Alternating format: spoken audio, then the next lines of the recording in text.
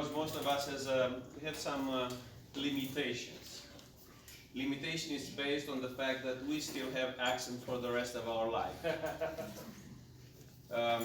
We're told that having accent is good in one hand, because when we say something, you cannot take a nap, because what this guy is trying to say about, you know? The downside is that sometimes we are identified that we cannot be US president ever because we were born outside of the country. So that's the negative fact. For that reason, we may have one more song which will reflect our mother tongue. Amen.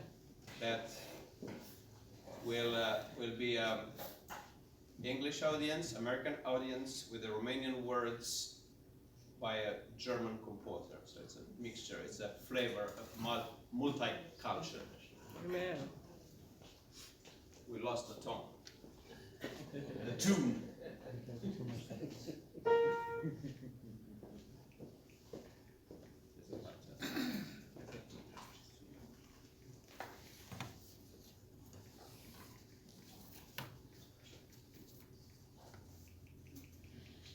Iisuse prea bun, Iisuse prea blând, făcut ai voia Celui Sfânt, te-ai coborât din cer în rod, la rând cu omul din norod.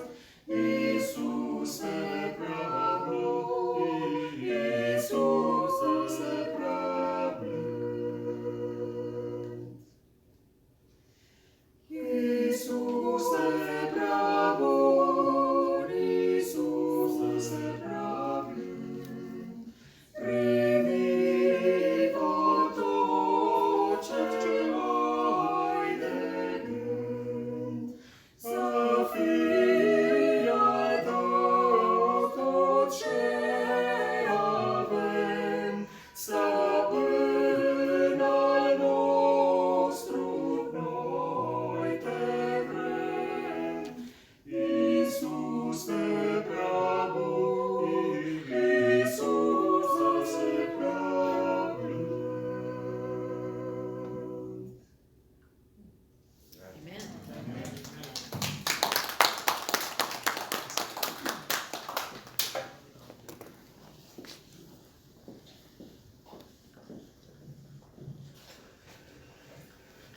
So good evening. Good evening. I hope you had a good day today. Even though it was raining a little bit, it was still good. Yes.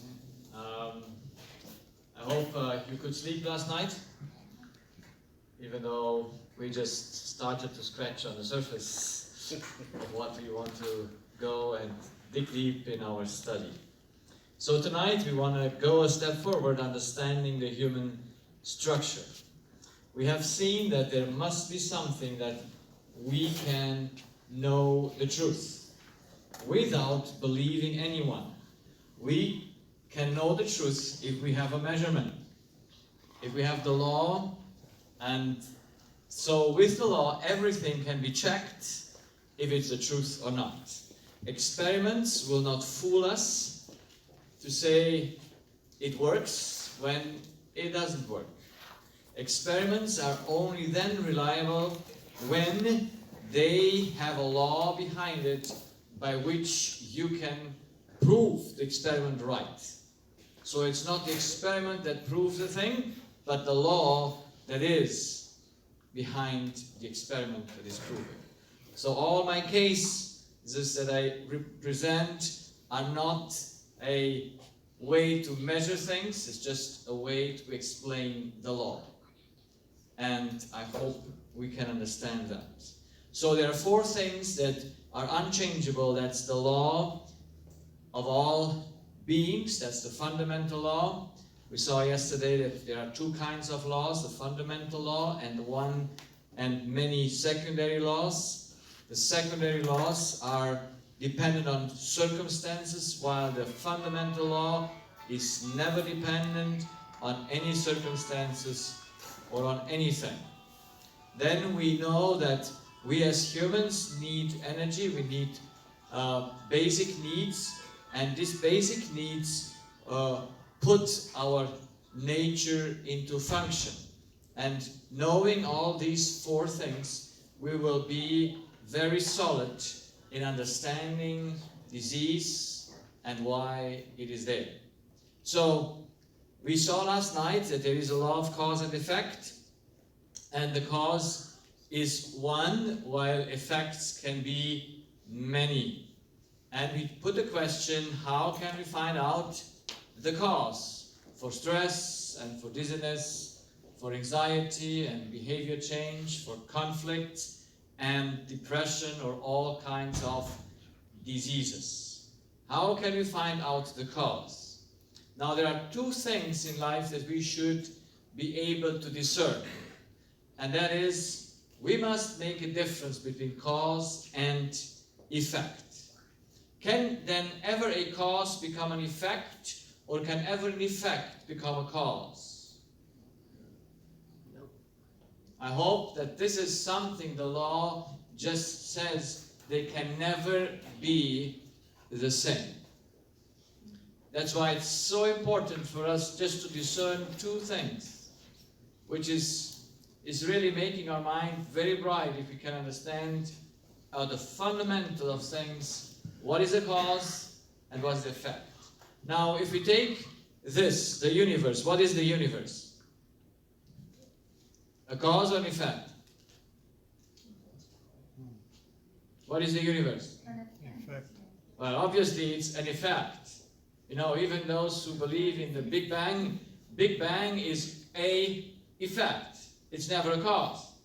So when people want to share with us that we come from the Big Bang, they're just speaking of effects, but wanting to put the effect as a cause, which is totally impossible. You know, when we would know the law, we could check everything from the beginning without ever getting into a discussion with anyone.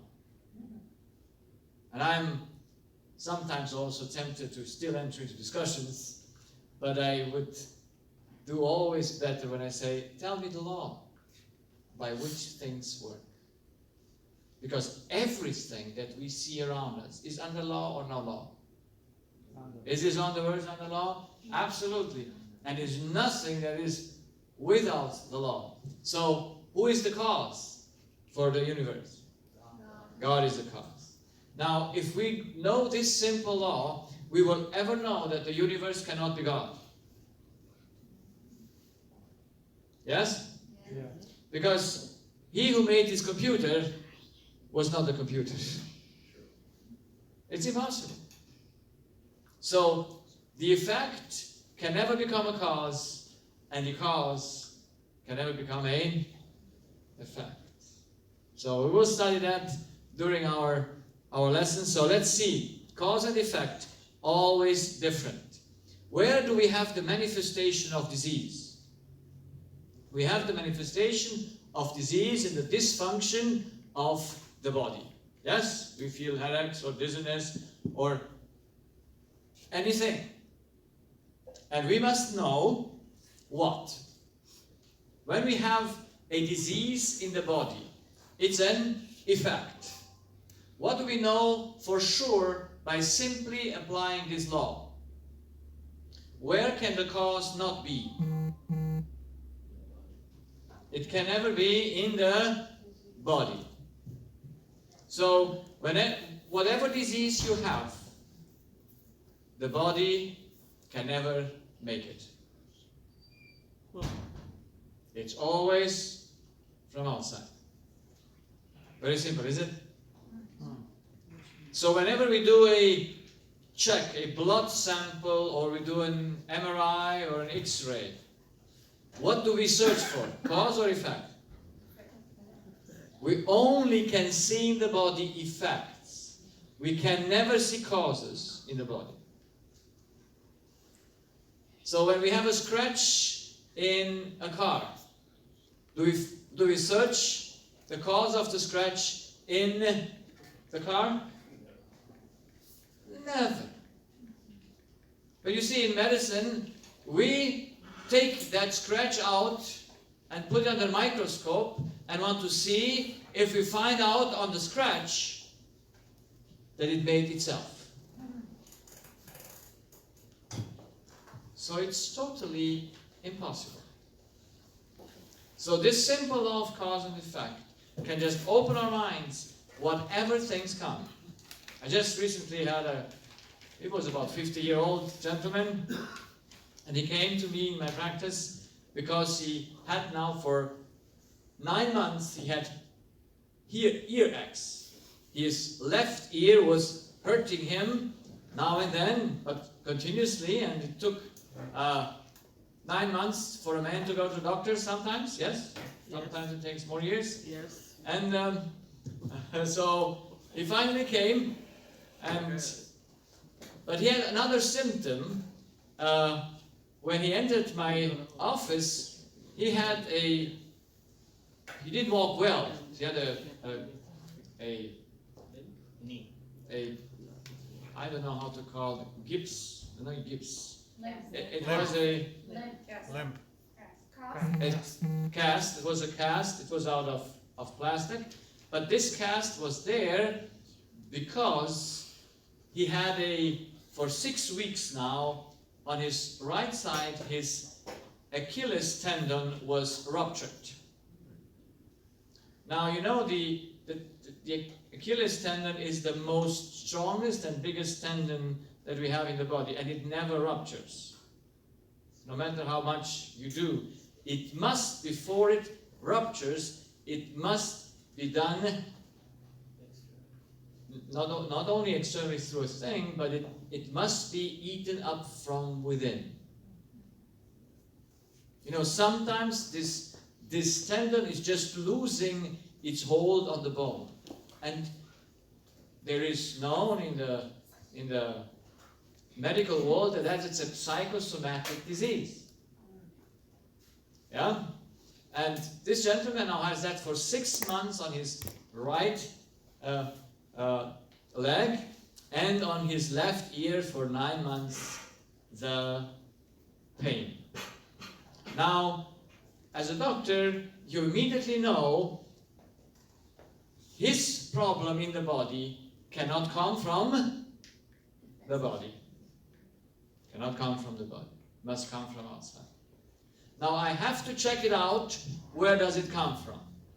And I have 4 things that I rule out where things can come from. And there are 4 very simple things. So, inheritance. Can we inherit pain or ruptured tendons?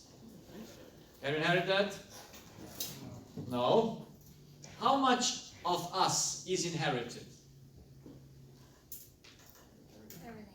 Everything we are is inherited. Yes? So we can also inherit disease. If by inheritance we have something, then that must happen not during, it must be before the 2 half cells come together. It must happen either in the body of the father or in the body of the mother. That's inherited. What happens during the child is growing in the mother's womb is not inherited. That's you are born with. Okay? That's not an inherited disease. That happens only after the child grows in the mother's womb. There's no inheritance. So, most diseases are not inherited, but can we do anything for anything that we inherited? Can we do anything about it? Can we take out the cause for it? No, because it's another generation before us. So, but thanks God, there are very, very less diseases that are inherited. Maybe 2% of all diseases. So it wouldn't even matter. But I know that we have in our mind some certain misconceptions, to call them so. So I put the question, how many diseases are genetic?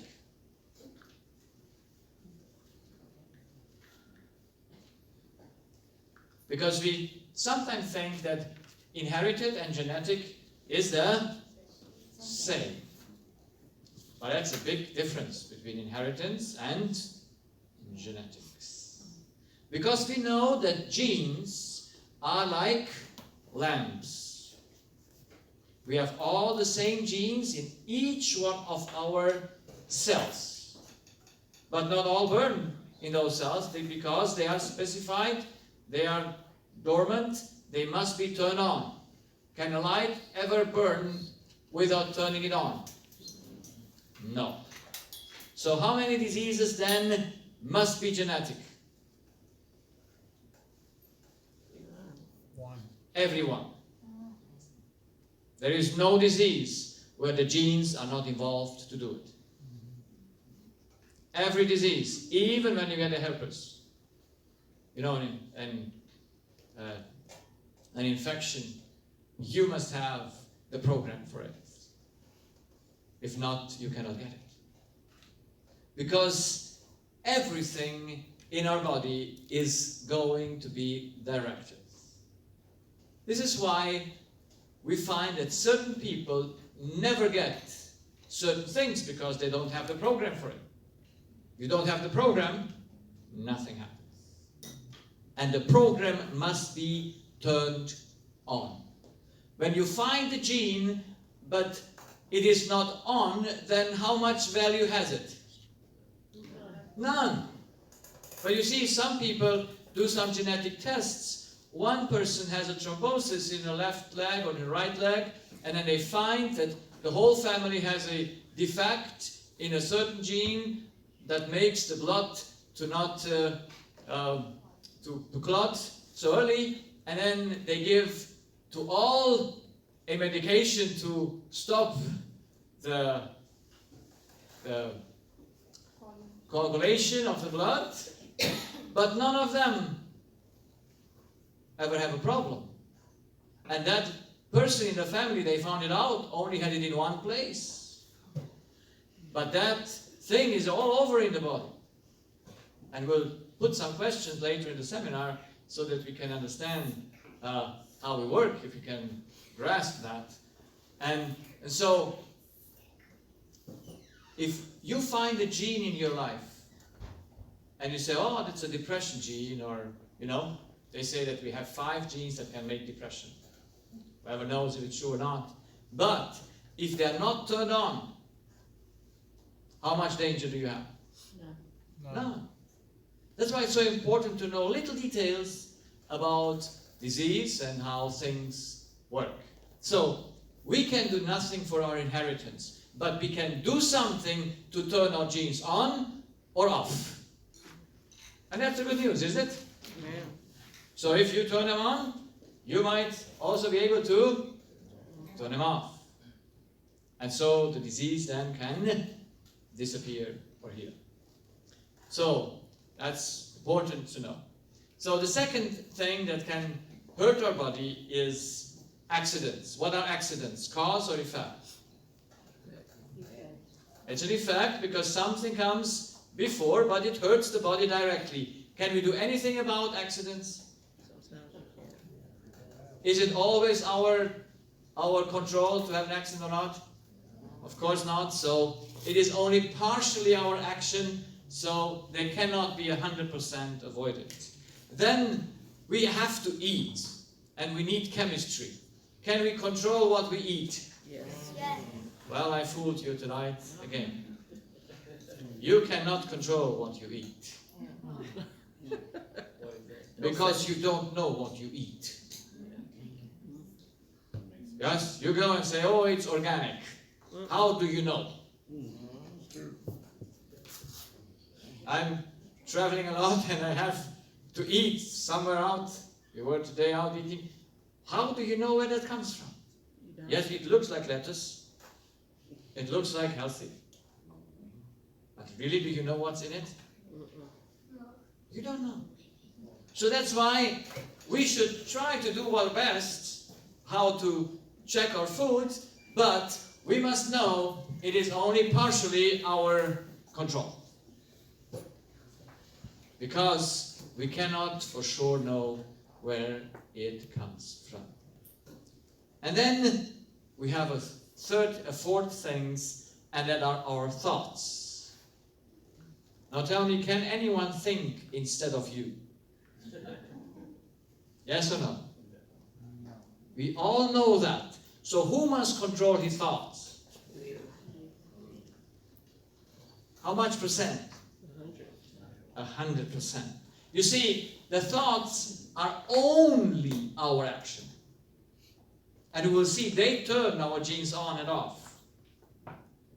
And we must know how they work so that we can understand them. So thoughts are only our action. So what should be in the science of man, in the center of the science of man? Thinking. And how much did we learn in medical school about thinking? Everyone. You can go to the nurse school, you can go do medicine. And I was a lazy student. It took me 10 years to study medicine. But I never learned about thoughts. And I never heard the word love for your liver to function. Did you? That's why my first diagnosis, in the first 2.5 years of my practice, everyone who came with his disease and I saw and I took their story, I said, oh, it's a love issue.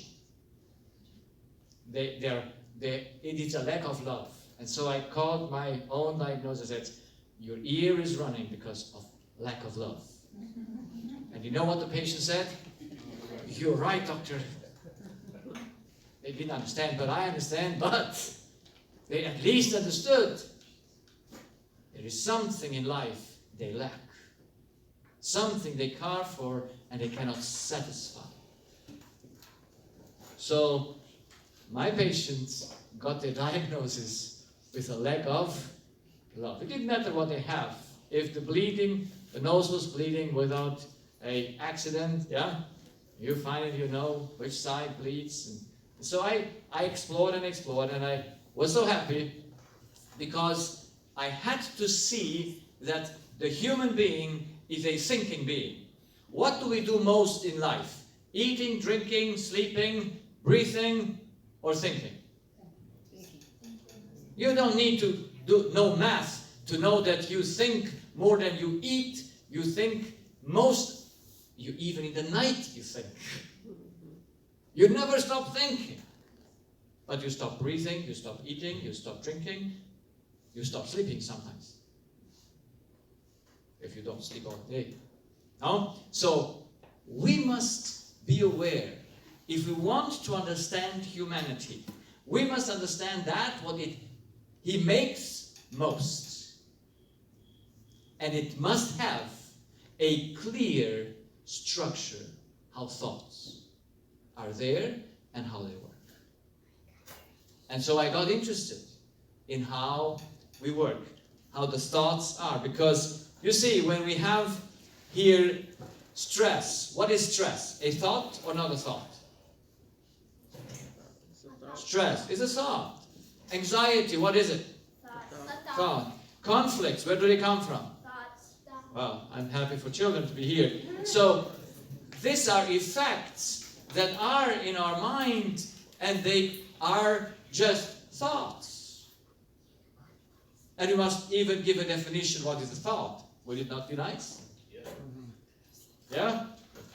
Before a word comes out, we must have a thought.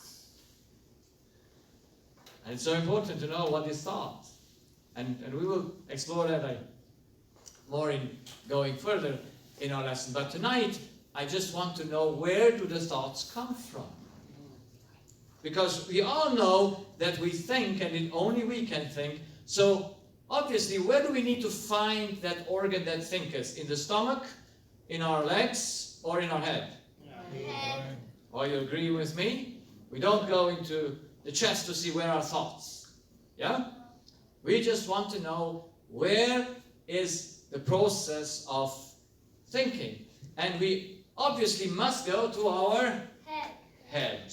And there in the head, outside the outer layer of our brain, we call cortex.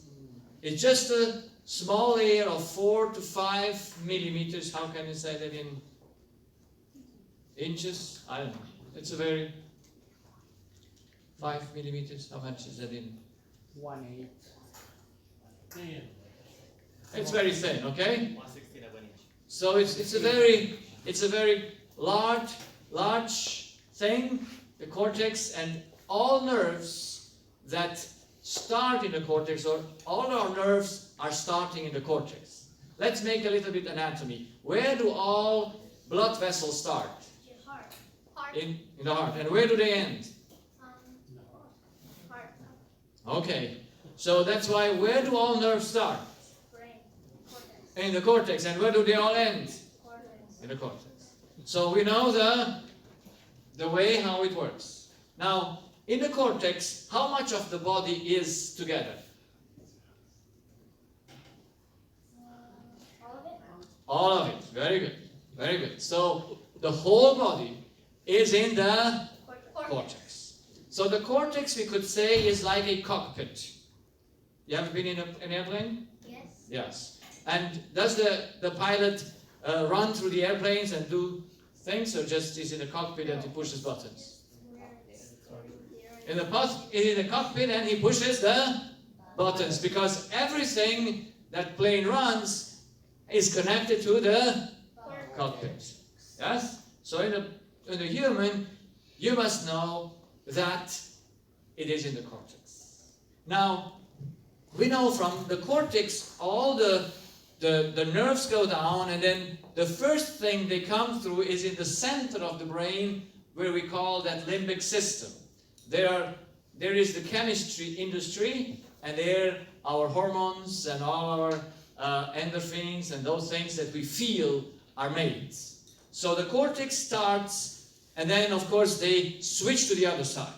Yeah? And out of two things they become one, but the nerves do not, they switch to the other side. That's why when you have a left ear issue, it comes from the left cortex, and when you have a right tendon issue, it comes also from the left cortex. Okay?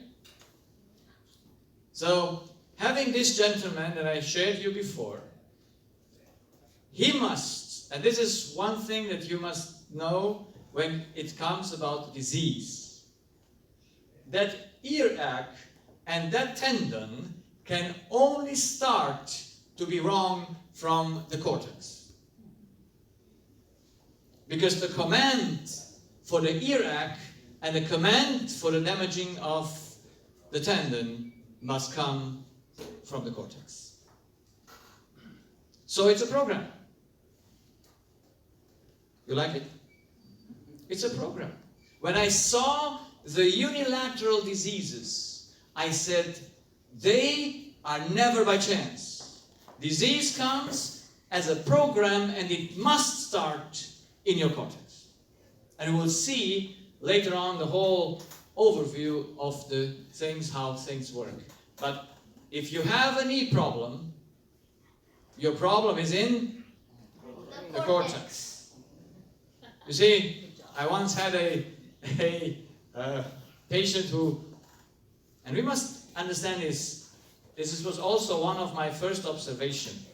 When you have a symptom, and you take a medication, or you do surgery on it. And as an ENT, I have many patients who come and say, my nose is clogged.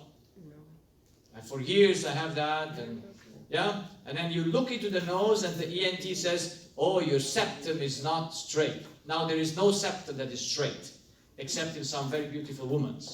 But if not, you find no straight septum. And it doesn't matter. I saw people who had such a curved septum. One nose was totally closed, and they didn't even know that they don't get enough air.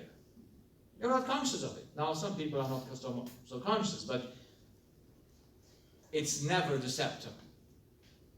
You can do any surgeries, and we like to do surgeries on septum because it's a nice training, you know, it's nice. And but we know for 95% of all our septum surgeries are for nothing. We know it statistically, but we still do it because it makes fun. And we can do something for the patient because the patient likes to be surgered.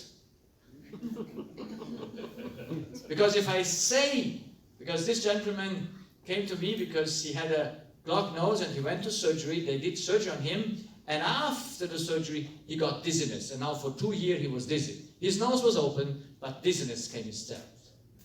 We must know that we can never play with nature. If the nature brings up a symptom, that must be a cause. Now we fight the symptom, and while we fight the symptom, do we remove the cause? Then what happens with it? It goes to another place. And I saw this. You take out your tonsils, you get knee problems. You fix your knee, you get asthma. Whatever it is, almost in the hospital, when people get their treatment or their surgery, the symptom switches to another place. But as we do not see the whole human being as a whole, we say, oh, we fixed one thing, but we don't see what comes next. And so we're very fooled. That's why I learned to take every symptom. You see, at the beginning when I was starting in my ENT practice, did I look to my knees, to the knees of my patient? No, I didn't even was interested. If you would have said to me something about his knee, I would have said, you go to the knee doctor. I'm just from here. This is my field. But one day a patient opened my mind and he said, well, I have this ringing in my ear. And he said, and I have my right knee is hurting. And the knee was hurting, and so he went to the orthopedic doctor and he made x-rays from both knees. And guess what? They looked the same. And when he saw both knees, they had no cartilage, they were, you know, empty space there both. And he said, which knee do we do surgery first? And my patient said, well, only one hurts. And it was exactly the one that he had the ringing in his ear on that side of the cortex. And so I learned, disease is a program that starts in your brain. And since all things in our body start in the cortex, it's very natural. So when this person came to me and said, well, I did the surgery and now I am dizzy, I said, if they would have done the surgery a little bit higher, your problem would be solved. You see, the nose is under the control of a higher instrument. So you always need to go where the things start. So whenever you have a disease, remember this. It must come from outside. And if it's a metabolic thing, it's not a poisoning that comes through food or you're bitten by a snake, you know, when you rule those out. When you have a chronic disease, it must start in your cortex. And now with what power does the cortex work? Or does it not work? What power do we have in our cortex? What kind of power? Now the thoughts, no, just say with the power. What is the power that the cortex works with? Electricity. So electricity, and then this electricity, when the input come into the cortex, then it goes into the limbic system. In the limbic system there is chemistry produced according to the electrical thing that comes, and from there the first feedback goes through our feelings, our emotions, better to say, to the cortex back. And so that's, but the question is, where does the electricity come from? Can it come from the brain? Now you know the law of cause and effect. you know that the fundamental law says that all power must come from where? From inside or from outside? Outside.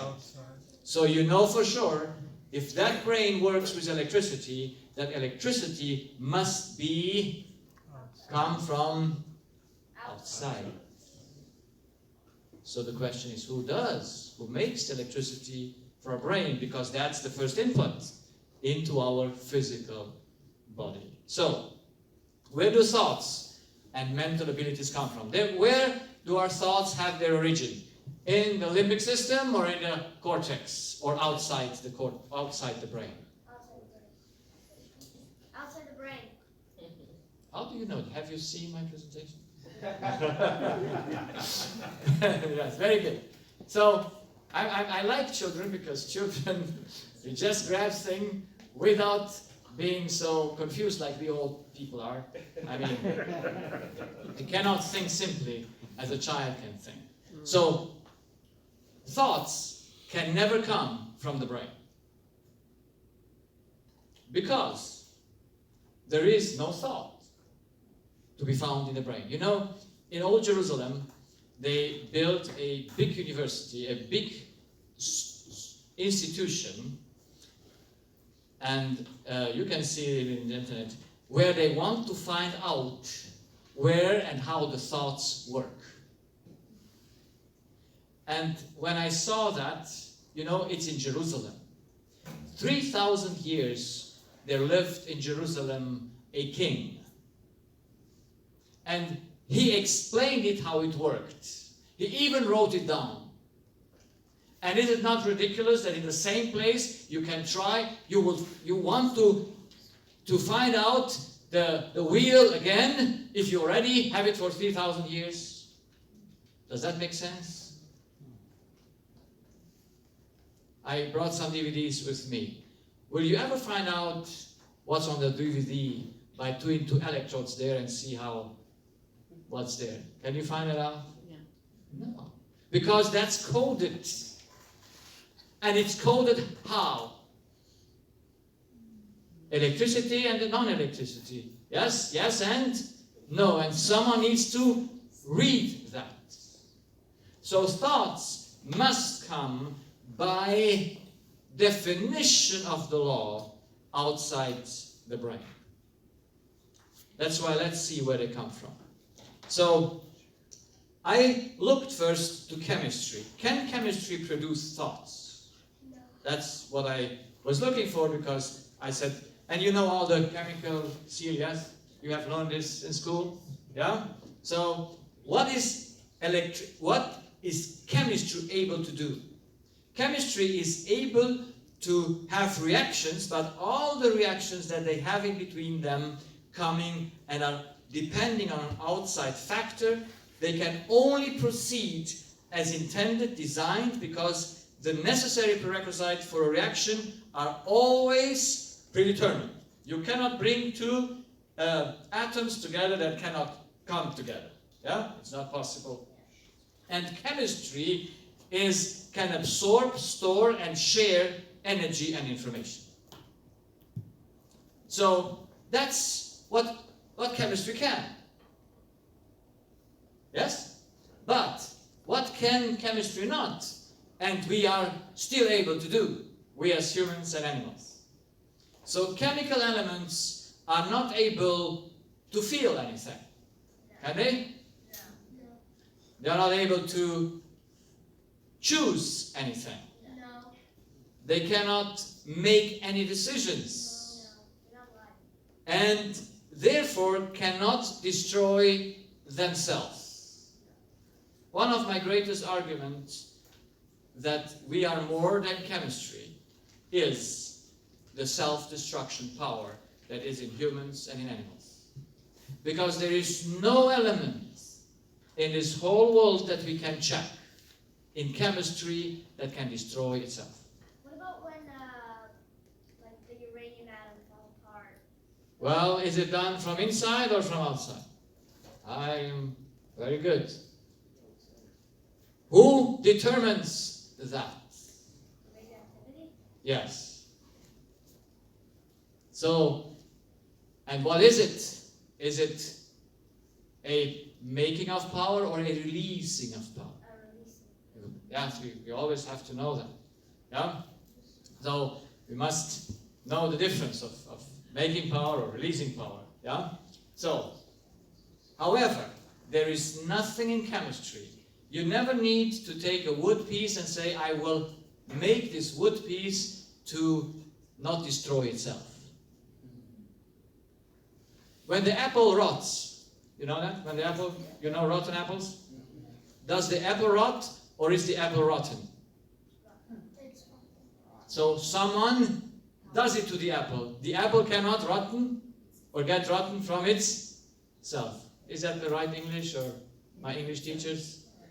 Okay. So, that's why we must understand humans. And I had this patient, he was 47 when he came into my practice. And he could hardly walk, he had a few disabled things in his legs. And he said, when I was 17, I decided that I will kill myself when I am 21 and I'm not happy. And so with 21, he had a girlfriend and she quit the friendship, and he says, I'm not happy, I jump the bridge. And he jumped a 20-meter high bridge. How many is that? 60 feet. 60 feet bridge. He jumped and he fell on beton, on concrete. And he survived. He was for more than a half year in the ICU. But his legs, yeah, he falls somehow. He could not die. But do you think your brain would ever decide to jump a bridge? No. Would your legs decide that? I mean, they have to do it. Because someone commands it to them that is not happy. So there is no self-destruction power. But humans and animals can kill themselves, you know that? Animals can stop eating and they die. Humans can stop eating and they die. That is not capable chemistry. Chemistry can never destroy itself. It must be destroyed from outside. So chemistry cannot have consciousness, cannot have cognitive abilities, cannot have morals. And some of us have that. Where do these abilities come from? Are these questions that we need to put ourselves on? Yeah.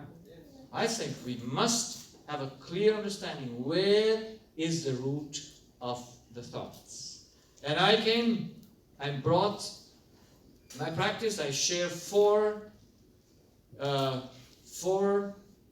proofs that we must have a spirit that governs our brain.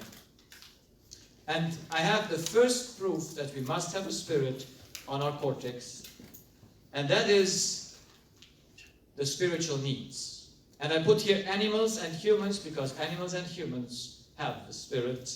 So, because they have spiritual needs. Do you have the need of liberty or freedom? Do the animals have it? Yes. Safety, security, Yes. curiosity and knowledge. Yes. You know what women and cats have in common? Yeah. I have a woman at home also and a cat. And when I get home from my work, or sometimes on weekends when I'm gone for presentations, and I open up my suitcase, my wife looks in the suitcase and the cat is in the suitcase. Because they need to know. Our cat, I never saw such a curious animal as a cat. Yeah? And this cat knows everything you have in the house. There's nothing that, and if it has to be, it jumps on the fridge, and from above it must look and check everything. Just like women. It's the boss. Yeah? So there is, where does this ability come from? This curiosity, understanding, orientation, attachment should be holding, attachment, loyalty, confirmation, reward, joy, harmony. And I stop here with the needs of an animal and I go to humans, because animals have no righteousness or justice need. They do not know what is the truth. They do not know what is responsibility. They do not know what is morality, wisdom, recognition, appreciation, happiness, and peace. And I never took a whole list of all the spiritual needs we have. But for sure, they are more than all our physical needs that we can put together in 3 categories. Yeah? Physical needs, 3 categories. Emotional. No. Physical needs. Fat, proteins, and carbonate. Yeah? Carbohydrates. Yeah? So there's three, yeah? You put them all in that. But if you take the spiritual needs, you find there many. And now the question is, can there be a need that nobody asks for? That's my question. Must someone ask for that need? And I take here the body. Can there be hunger for food and thirst for water without the existence of a cell or of a body? No, because they say we need it. And because they need it, they ask for it. Now, who asks for righteousness? Did you ever find a cell in your body that says, if I don't get righteousness, I don't work anymore? Did you find that? Can we find in the brain a area where the cells just live from righteousness or from liberty? Can we find that? No. No one can find it. There is no place in our brain where you can say, this cell work with righteousness. But we need righteousness. And if we don't have righteousness, we get into trouble. So, can there be a necessity without an examination through the solicitate to see if the need is met or satisfied? You know, when we put things in our body, the body checks that if it works or not. I just recently bought a chainsaw. And I bought also that mixture of gasoline and oil. But somehow that 1 liter mixture rolled under some stuff there in my place where I had the chainsaw, and when I wanted to work with the chainsaw, I only saw the reservoir with the gasoline. And I said, this might work with gasoline, because if not, I would have bought. You know, you have principles, and I put always things to see. And if I don't see them, they must not be necessary. So I was thinking, should there not be a mixture for this? And I didn't look on the tank, because on the reservoir it was big written there. Yeah, but there were the 2 symbols of oil and gasoline. But I put in the gasoline, and it worked for one reservoir. I just worked fine. But when I filled it the second time, and I tried this is a new machine. How can it? And the next day I went to the shop and said, this machine doesn't work. And then the gentleman asked me, what kind of gas did you put in? Did you put in the mixture? And then he smelled and said, this is not the right gas which is in. So he turned it off. I mean, he emptied it, and then he put the right mixture in, and thank God it worked. He said, you broke the machine. And I was glad, because it was not it was not so expensive, but I bought a good one, a German one. You know, German things are good. And so it cannot be that it is broken just like that. So our stomach, not our stomach, our body, our liver, everything checks if that what it takes in is correct or not. And it gives a reaction. Now our spirit, our mind, must have the same ability to see, oh, this is liberty, this is harmony, this is recognition. So it must make a difference between them and check them if they are met. I never found a human being who was happy that he was lied to. They said, oh, I was just lied yesterday, and it was such a great joy to find it. Nope. So who checked the lie? Who did it? It must be some unit there in us that can check the spiritual thing and can make the decision if they are met or not. So my first evidence that we must be more than just chemistry is our spiritual needs, which are more than physical ones, and that we don't find in the body that any cell needs anything that is spiritual. Yes? We don't find in the cell anything that calls for spiritual things. The second thing, the second evidence is there is a contradiction between the spirit and the body. Now I have this picture here, and I have a funny question, so you know my questions are always tricky. So, you know what is here? I explained the picture. There is two persons, and this lady gives water to this flower. I think it's flowers. So, tell me, why does the lady give water to the flower?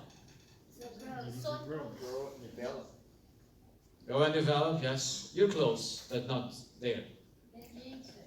It needs it, you're close as well. It wants it. It needs it, yes. Pardon? Cells need it. Yeah, the cells need it. But why does she give it? Why does she give? To live. She needs it. She needs it. Let's see if the children, give you last chance to the children. Yes? I think the person thinks that what the plant needs. Yeah, of course, the water needs it. But why does she give it to it? Because the person needs it. She wants to live. No, he wants the plant. Let's listen to the answer. Grow. The answer is very simple. Because the plant cannot walk to the water place to fill it with self. Now you would have never guessed it. But it's very important. Can't do it on its own. We have to make the point. You see, in the plant life, in the plant world, there is no ability to supply themselves with their basic needs. Yes. There is no plant that can walk to the water and say, I go there because I need some water. They cannot supply the needs. They must. It must be put to their disposition. It must be put close to them so that they take it. Now, plants are dependent for their basic need to be brought near to them so they can take them over. In humans and animals, the spirit must decide and carry out the feeding. Because our body is like a plant. Can he walk to the fridge to take some food? Can he walk or not? No, he can never walk. Because if he could walk, you would never feel hunger. Have you ever felt hunger? Yes? Yes. So who has a need? The body. The body. And to whom does the body send its information? Please, I have a need. Brain. Yes, it's in the brain. It comes from the limbic system and goes to the cortex. But who picks up the information and has to make the decision if you eat or not? Yes, the spirit. It is the spirit. So, we have the spirit and the body. Now, the body has the need for life. That's why we get hunger. And the spirit has the need for purpose and goal. What is more important in life? Righteousness or food?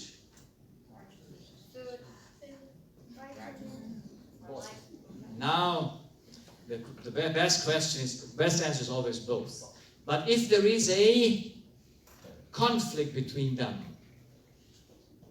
if you have to choose between life and righteousness, on what can you let go and what can you not let go? Can let go from But you can't fly for food. Pardon? You can let Say it again. You can let go righteousness, but you can't let go life.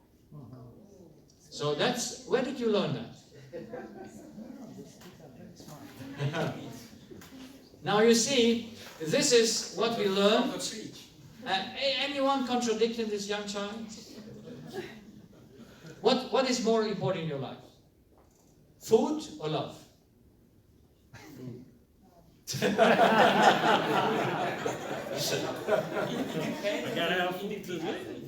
Now I tell you, it never depends. I have checked it in all my patients. There is no patient who is sick because he wants to live. The conflict is always because of a purpose and goal. We have this young girl, she's 20 years old, and she goes and writes a letter to her mom and says, "Mom, from now on, I won't eat anymore until I die." Why is this young girl writing that letter to her mom? Because she doesn't like her mom. Pardon? Tell it, tell out. Because she doesn't like her mom. Oh, she likes the mom. It is her mom. She lost what? And where did she saw her purpose? In her boyfriend. And the boyfriend left her. And she was willing with 21, like the other case, to what? To keep alive? It's one of the greatest lies that we always believe. And it's a lie. It's even written in the Bible. You know that? The devil one day came to God and says, everything a man has, he will give for his life. And what did God respond? Yes, I know. It just was, but how did God respond to him? Take it away. He said, do it, and I prove to you it's wrong. Life is only secondary dear to us. That's why love is more important. You can never let go on love, but you can let go on your life. Because life we have. We do not need to strive to have it. Yes, we cannot gain our purpose without life, but the purpose is our problem. Every problem that we face today in society, and I don't overestimate or I don't oversay that it is every problem, comes because of our spiritual needs. There is no addiction that comes because we want to live. There is no young people who go out in party and get drunk or take drugs because they want to live. Everything we do is not to live, but to fulfill a purpose. And I saw it in my patients. I was also in the same belief that everything and the most important for us is life. You see, evolution teaches that the most important thing in humans is surviving. And they even have the theory that we get sick because we want to survive. But check it out, is that it's a big lie. We only want to survive because we have a purpose. People fight for their health because they have a purpose. There was a man who got a diagnosis of pancreatic cancer, and he said, the doctor said to him, 3 months to live. And then he said, I will never walk my daughter to the altar for marriage. Why did he want to live? What is the daughter? Purpose. It's purpose. He managed to survive, but he did not survive because he wanted to survive. It was not because life was dear to him.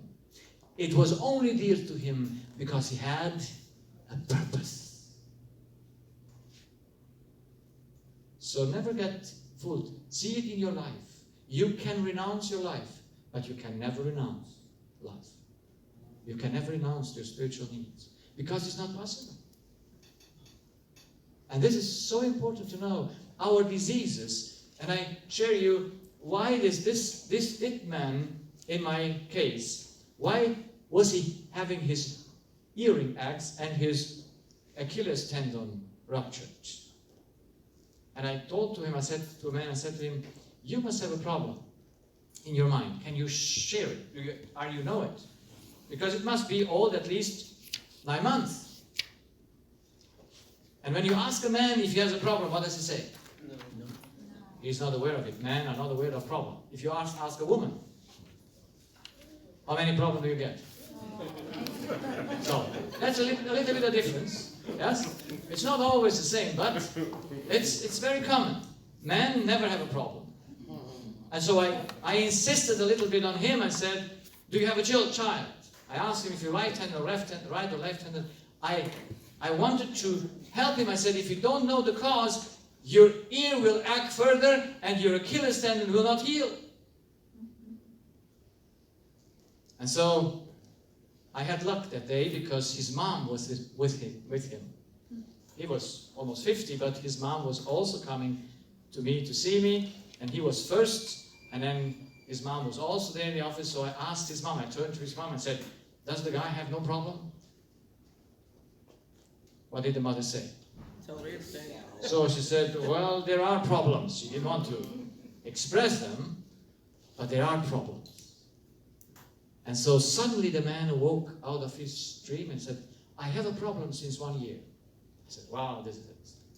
And he shared it with me.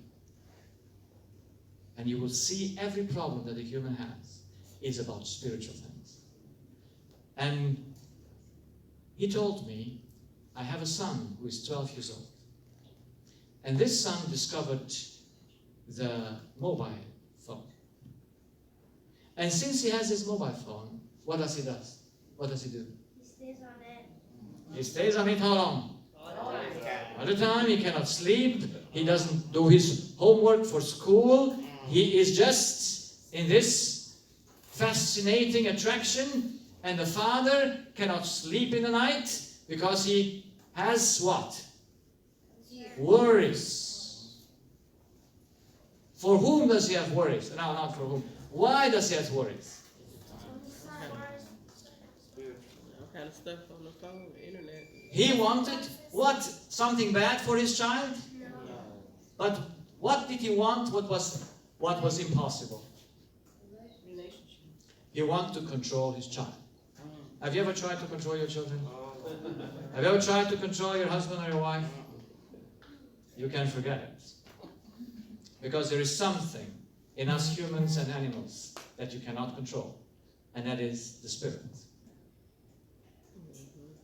You cannot go into another individual and tell him and control him. And this man wants the good, but he wants it by force, and he has no solution. And he says, I wake up in the night and I think, what can I do? If he takes it away, will it be good? No. If he lets it, will it be good? No. So he has no solution, and while he has no solution, you see, diseases come because you have no solutions. But it is not because you have no solutions to live, but because you have no solutions for your spiritual needs. He wants the good, the spiritual growing of his child. He sees in his child what? Life or purpose? Purpose. So, who wins always? The purpose always wins, without exceptions. There's no exception, because the Spirit is there who leads. Now, let's see the next one, the hierarchy between the Spirit and the body. If there are two units in the animal and the man, they must communicate with each other. How do the Spirit and body in animals and humans communicate? Here is the Spirit, and here we have the body.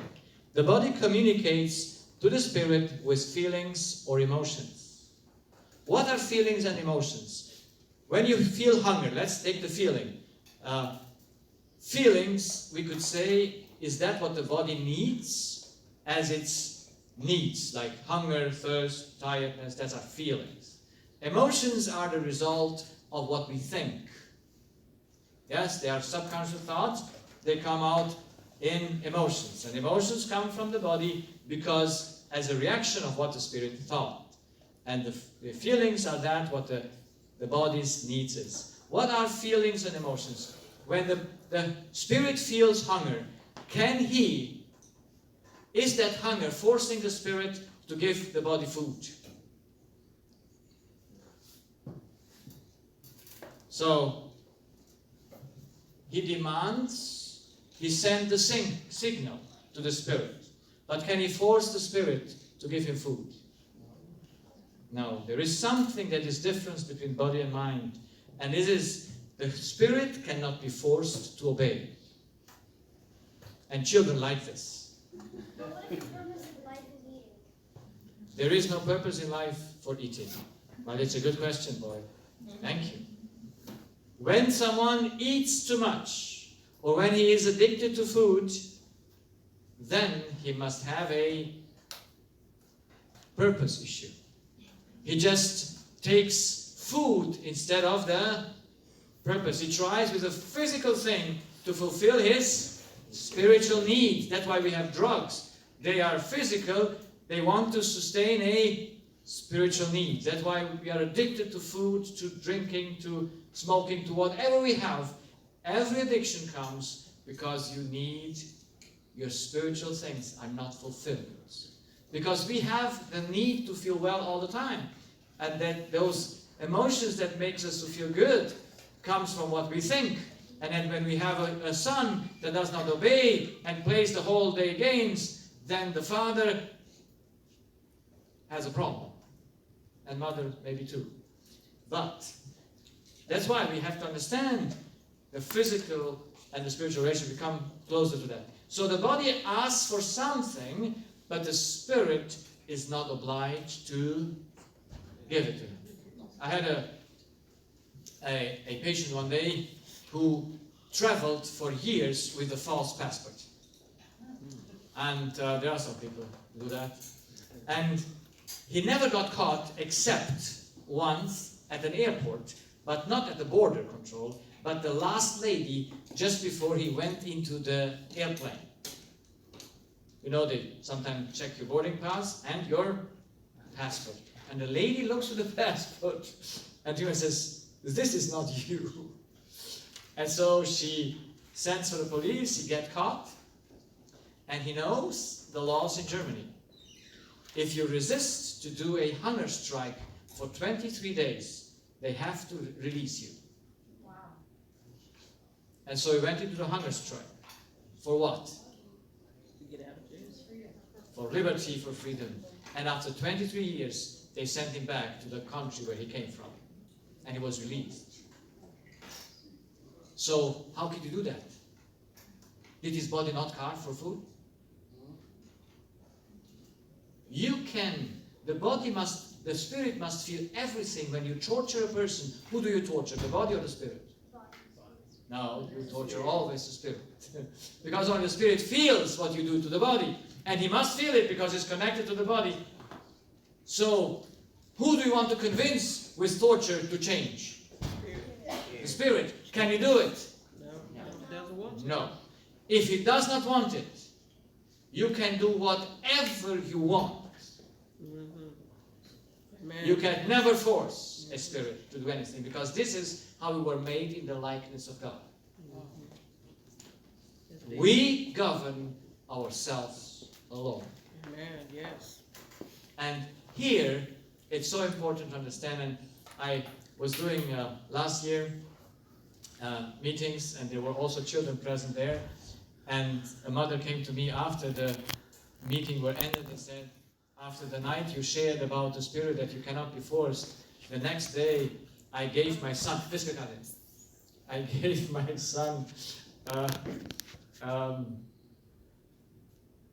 I put him to do the piano lecture, the piano lessons. And the son answered and said, "Mother, did you hear last night what the doctor said? You cannot force my spirit to make my piano lecture." Is it not nice how children understand things? And there was another mother that had a 13-year-old child, and I say to my presentation that the first need of the child is liberty. Is it, children? I tell you, the first need in us is liberty. because it's part of love. Everyone needs liberty first, and in children especially. Now you go against that need. How do children react? You know why they do the piano lesson still? Because they love you. No. That would be. Then they would consent out of free, but they are dependent. And you can buy a spirit because he has needs. You see, when I have some patients in my practice, they do not go work. Yes, there was a young girl, 4 years old, I don't know, and she did not want to open her mouth. And the mother begged, said, please, please open your mouth, please open your mouth. How long can you beg? The more you beg, the stronger the child gets. Never beg a child anything, ever. Never say, please, because it's begging, and you make him king. And he likes to be king. Yes, they do. Now we come. So, his mother begs, but the child does not react. But then the mother remembers that the child has a weakness. The child likes ice. Ice cream. And so the mother says, you get your ice cream if you open your mouth. And then the child said, immediately? And what must mother say? Immediately, yes sir. And then what happens with the mouth? Just opens from it all. You can never force a spirit, but you can buy. Or you can bring him into a conditioning situation. And then he chooses. We will see how he chooses when we see in tonight's subconscious. Then we understand how that works and how we can do that. But let's say this. The body, the spirit cannot be forced to obey. But what are thoughts? Thoughts are commands to the body. Can ever my hand say, oh, today I have vacation, I won't follow your command? No. Can the airplane ever say when the pilot touches the button and says, now you engine turn on, can it say, oh, today is Sunday or Saturday or whatever? It's not happening. Because in this physical world, they must be obeyed. The commandment must be obeyed. The body has no choice. It reacts always to order commands or external factors. So the fourth evidence, and then we come close to the end. The fourth evidence is the law evidence, because I always keep the best for the end. So, what is the difference between a living person and a dead one? What is missing in the brain in the dead person? What is missing? Now, what can we measure? Thoughts. No, we cannot measure thoughts. Electricity. We have no electricity. So, from where does the electrical current in the brain come from? Who makes the electrical current in the brain?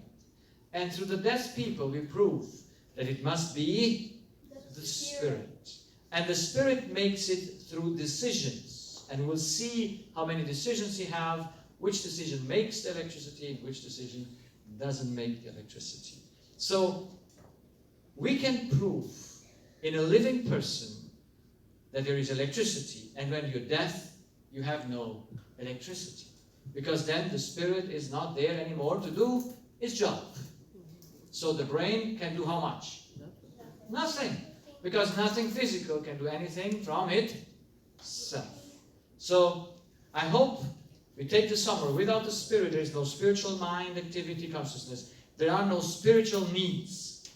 There are no sensory perceptions, feeling, sight, smell, taste, hearing. Now I want to make a test with you. How much thoughts are in a computer? None. Well, very good. So, does a computer hear? Yes. Does a computer hear? No. See. Yes or no? No. Thank you, boys. You're very good. But I can talk to my phone. Hey, Siri. How is the weather?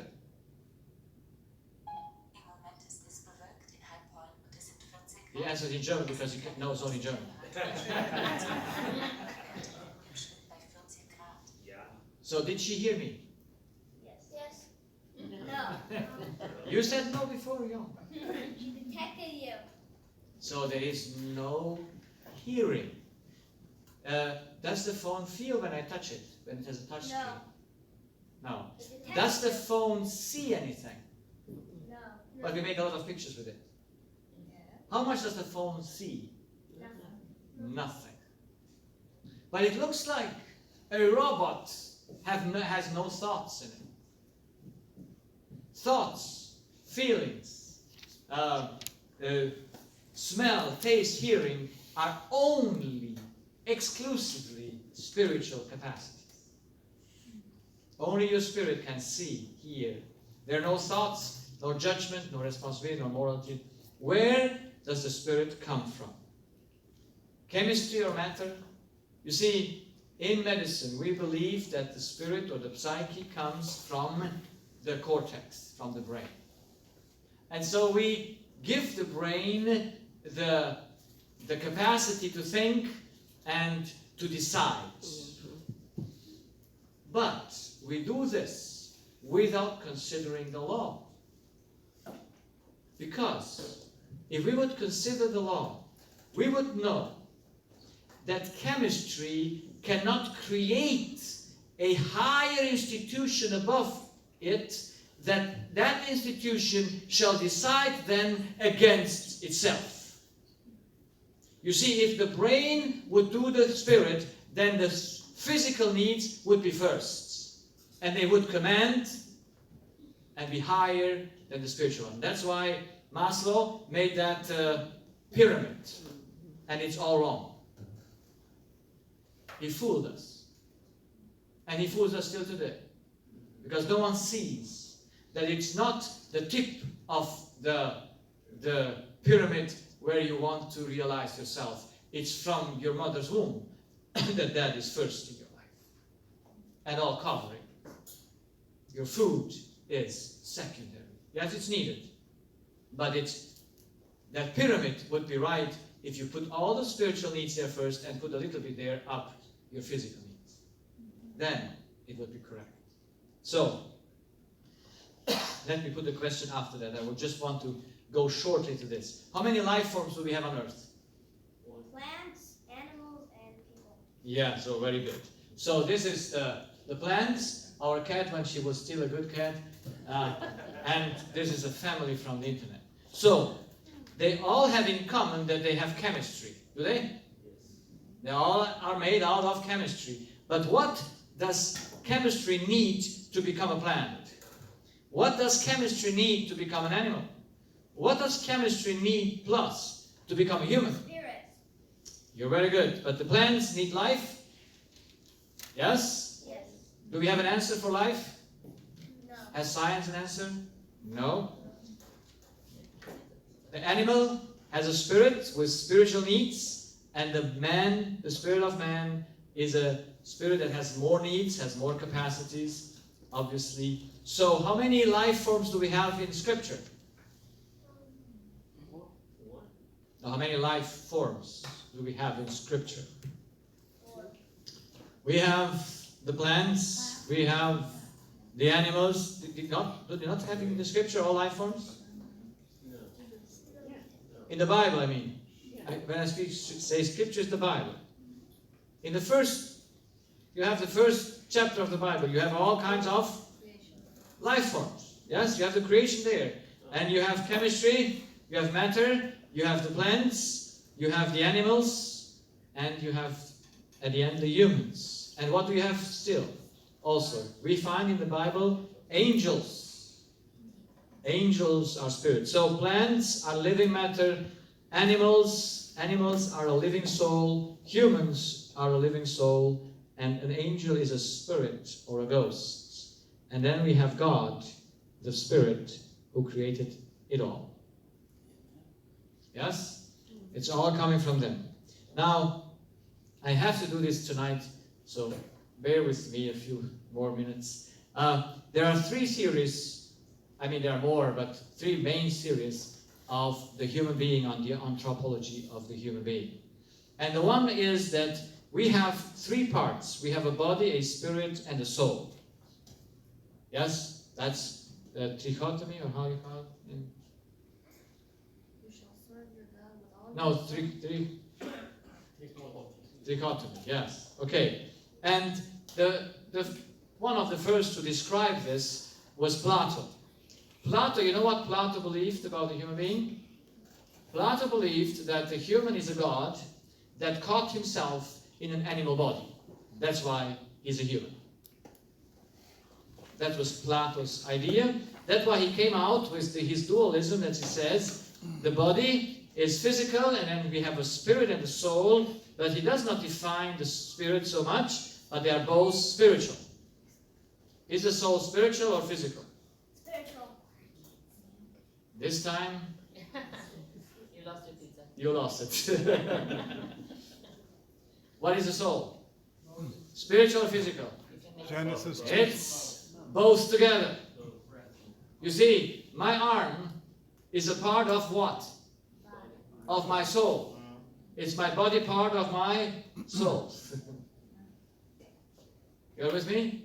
Well, Genesis 2:7 says it's the body plus the breath equals the soul. Exactly. So the soul is all together. That's why the soul is physical and spiritual. But Plato says the soul is just spiritual. And how many believe that? I thank you for your question, because your answers, because all probably have had said the same here, except a few. I don't know. Whatever. So Plato, the Platonic and the Aristotelian image of the human being predominates Christianity and the world religions. Almost all people in this world, the religious people, believe that they have a body, a spirit, and a soul, in which spirit and soul are pure spiritual, and the body is chemistry. And they can separate, and then the soul lives forever, and the body goes back to the earth. Now, to go against Plato and Aristotle, there were the Stoic people and the Epicurean people. And these people, they said, no, we only have matter here on earth. We have no spiritual things. And so they said, the spiritual abilities come out of matter. Like we believe today in evolution, that spiritual things come out of matter. So he said, it's like burning the wood. The fire is love in us. So burning the elements, it becomes love. That's a good idea, is it? Takes a little bit of imagination. You see a fire and say, oh, is love not like a fire? Can you quench it? Yeah? So here it is. They say, we burn a few cells and love comes out. And this is what the evolutionists and our science today believes. In science, if we would introduce a spiritual entity in humans and animals, every theory that we have today in science would disappear automatically. Everything we believed until now, we would have to put straight again. Every foundation would be gone, but we all put ourselves on this, all this chemistry, atoms, from which also the spiritual abilities appear. And this is where it gets into problems. And I tell you, even some religious groups have these ideas. Among them are the Adventists. We believe in science, like we believe in God. That's why we do not emphasize in the center of the human being, there is love. And we take science like science is right, and never checked it with the law. But there is a lawful, clear understanding of the human being.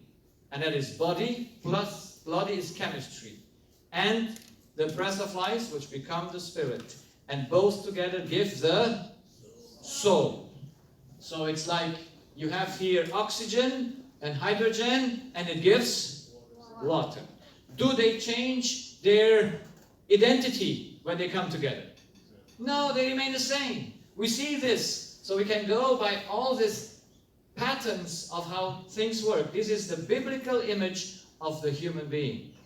Out of two elements, God made a third one, and that was the spirit, the soul. So the soul is a combination between the cortex, because in the cortex you have the whole body, so the spirit, the pilot, must be only here, and this working together is that what we are. That's why we are dependent on what we think, that the body works well, and we are dependent on what we eat and what we sleep, so that the spirit can work well. There is never an ability there to work without them separated. But we know that we hear, we feel, we see, we already saw this, and everything that weakens the body also weakens the spirit to think. So I hope, this was my last one, so I get through, thank God. I hope we will go further into this understanding and how they work together. But we must know that our soul is just the connection between the spirit and the cortex, because there the whole body is in. That's why it must come, disease must come, if it starts in the cortex, it must come from the spirit. Because the spirit gives the input through his decisions into the cortex. So what is disease? By chance, or do we make it ourselves? And you see, all people who are sick think they are victims or doers of the disease. They all think they are victims. That's why we pity them. And yes, they are victims. But they're not victims. They do it themselves, but not out of a choice. They do it without a choice. So we can pity them and help them. But it's still the same. If we make our disease ourselves, do we have a chance to get healed? Yes. Yes.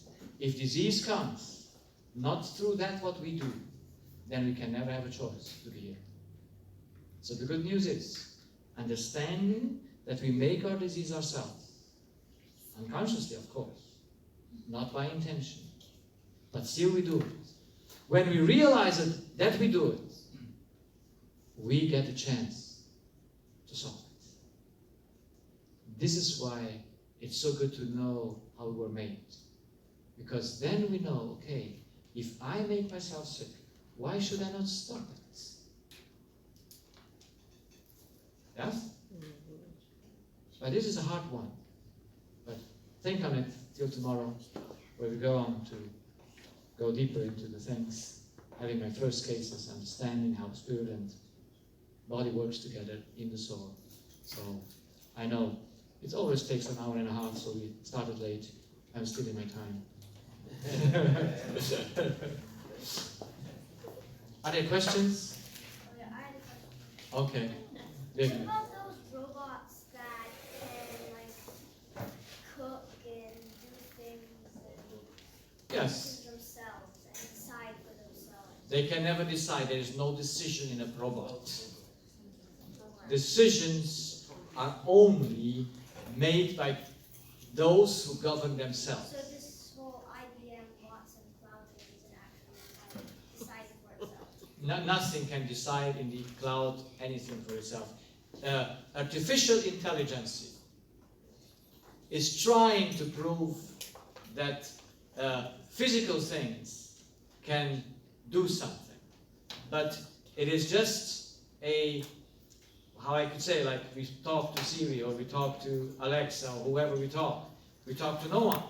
But we must understand those are waves, it's all pure physical. And it's all programmed by a mind that someone should do that. There is no development in a robot because he can never take a decision. He only follows the commands and the cameras and all those things that are around there that give him input. Yeah? But he is a non-thinking person, or not a person.